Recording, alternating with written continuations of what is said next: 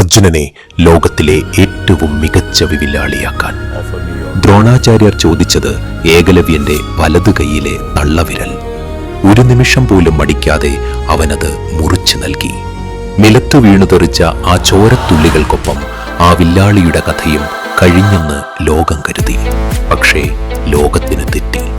തോറ്റുകൊടുക്കാൻ അവൻ തയ്യാറല്ലായിരുന്നു.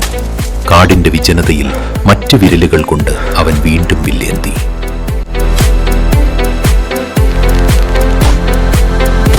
വർഷങ്ങൾക്കിപ്പുറം തള്ളവിരലില്ലാതെ തന്നെ ഭാരതം കണ്ട ഏറ്റവും ഭയാനകനായ യോദ്ധാവായി അവൻ തിരിച്ചെത്തി.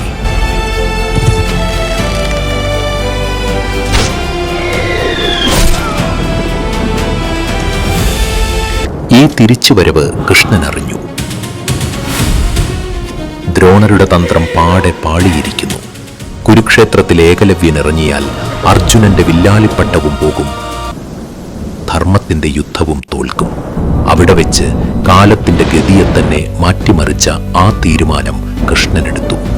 എന്തായിരുന്നു ആ തീരുമാനം? അറിയാൻ രണ്ടാം ഭാഗത്തിനായി ഫോളോ ചെയ്യൂ.